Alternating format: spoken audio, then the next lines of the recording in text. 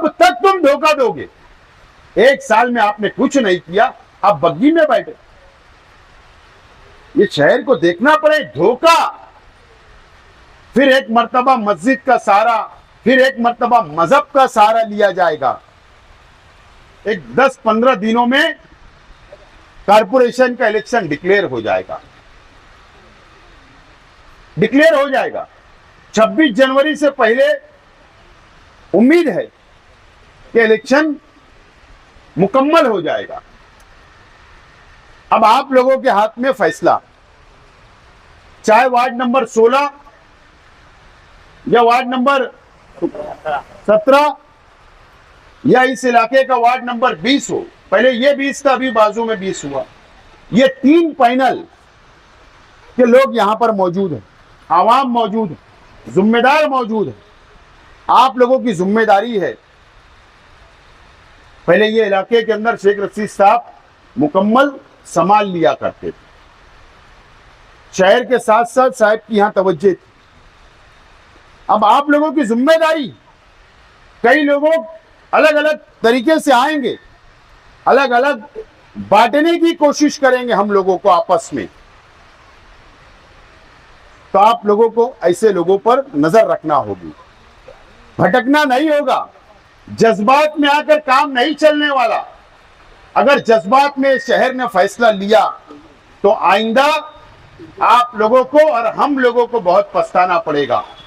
आप लोग देख रहे हैं, आप लोग देख रहे हैं कि फिरका परस्त पार्टियां, बीजेपी ने हमारे ऊपर इतना बड़ा इल्जाम लगाई कि यहां पर बांग्लादेशी हम लोग छुपा के रखते हैं, हम लोग रोहिंग्या छुपा कर रखते हैं। 2 जगह इल्जाम आया है हिंदुस्तान के अंदर। एक बंगाल के अंदर वहां की हुकूमत के ऊपर इल्जाम आ रहा है जो बीजेपी लगा रही है, और दूसरा इल्जाम मालेगांव शहर के ऊपर लगाया गया। किसने लड़ा? बीजेपी से कौन लड़ रहा है? ऐसी ताकतों से कौन लड़ रहा है? आज भी हमारे कई नौजवान साथी जेल के अंदर है। आज भी हम लोग उनके लिए हाईकोर्ट के अंदर गए, उसके लिए हम लोग लड़ाई लड़ रहे हैं। कई हमारी बहनें, मां जेल के अंदर रहकर आई, और इसी के साथ साथ 1000 से ज्यादा लोग के ऊपर केस दाखिल हो गया। जो जन्म दाखला था वो रद्द कर दिए गए। वो कौन बनाएगा? बिना जन्म दाखले का ये साबित ही नहीं हो सकता कि हम हिंदुस्तानी। हुकूमत ने वो रद्द कर दी। अब आधार कार्ड रद्द करने की बात होगी। आप बताइए कि क्या सबूत होगा? कैसे हमारे बच्चे एडमिशन मिलेगा? कैसे तालीम हासिल करेंगे? कैसे पासपोर्ट बनेगा? कैसे आधार कार्ड बनेगा? ये मुझे बताइए आप लोग। ये कहां का मामला है? जन्म दाखले का मामला कॉरपोरेशन से जुड़ा हुआ है। कॉरपोरेशन का इख्तियार जरूरी है हमारे जैसे लोगों के पास। अगर ये शहर की आवाम को ये समझना है और नहीं गलत लोगों के हाथ में कॉरपोरेशन गई, तो याद रखना 1000 लोगों का अगर वो लोग रद्द कर सकते जन्म दाखला, तो कई हजार लोगों का भी रद्द कर सकते हैं। और उनसे लड़ने की हिम्मत, ताकत, मुकाबला कर किसी ने किया तो ये शहर जानता और आप लोग जानते हैं। ये बहुत अहमियत की मैं बातें आज आपको बोलकर जा रहा हूं। ये इलेक्शन शेख आसिफ का नहीं है, ये इलेक्शन असलम अंसारी का नहीं है, ये इलेक्शन कोई बिरादरी का नहीं है, ये इलेक्शन वार्ड का नहीं है, ये इलेक्शन बहुत बड़ा इलेक्शन है। असेंबली और पार्लियामेंट से ज्यादा अहमियत का इलेक्शन मालेगांव के आवाम के लिए है, तो ये कॉरपोरेशन का इलेक्शन है। ये इलेक्शन में हम लोगों को एकजुट होकर हम लोगों को लड़ना होगा। आज हमारे शहर के एमएलए साहब 1 साल मुकम्मल हो गया। 1 साल में आपने क्या देखा, हमने क्या देखा? तो वो बग्गी के ऊपर बैठकर सफर कर रहे हैं। शहर जानता है। हमने चक्री भूख हड़ताल चलाई हसनपुरे में, शकील भाई आपके मकान के बाजू बाहर 8 हफ्ते हमने आंदोलन किया, हमने एहतजाज किया, हमने बजट मंजूर करवाया, हमने टेंडर निकालने तक हम लोग रहे। काम की शुरुआत हुई, टेंडर नहीं खुल रहा था, हमने टेंडर खुलवाया। इतनी जद्दोजहद हमने किया। कव्वाली धरना हम लोगों ने वहां दिया। एक आदमी आता है रोड के ऊपर बग्गी में बैठ जाता है, और ढिठाई से ये बात बोलता है कि नहीं ये मैंने काम किया। अरे क्या है, ठीक है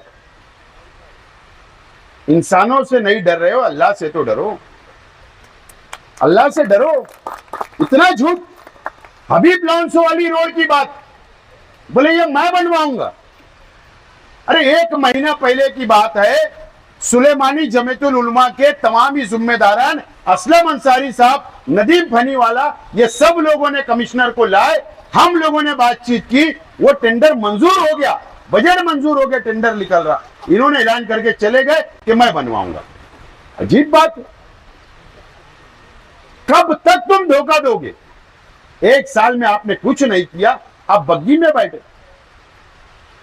ये शहर को देखना पड़े, धोखा। फिर एक मर्तबा मस्जिद का सहारा, फिर एक मर्तबा मजहब का सहारा लिया जाएगा। लेकिन मुझे बताओ क्या इन्होंने किरीट सुमैया के खिलाफ लड़ाई लड़ी? मुझे बताओ क्या इन्होंने बीजेपी के खिलाफ लड़ाई लड़ी? मुझे बताओ कि असेंबली के अंदर ढिठाई से इन्होंने बोला क्या? इतनी मुसीबतें शहर के ऊपर आ रही है, एक के बाद एक, उसके बाद वो बोल नहीं रहे। तो हजरत आपसे काम नहीं होगा, आप एमएलए बन गए, 4 साल आप इत्मीनान से गुजार लो, कम से कम ये कारपोरेशन के अंदर अब अड़थड़ा मत लाओ, खामोश रहो। आप नहीं काम कर सकते, नाकाम हो गए, काम करने वालों को काम करने दो।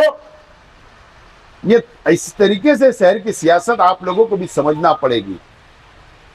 आप नहीं समझोगे तो मैं कोई आपको डरा नहीं रहा हूं, मैं आपको एकदम साफ अल्फाज के अंदर बात बोल रहा हूं।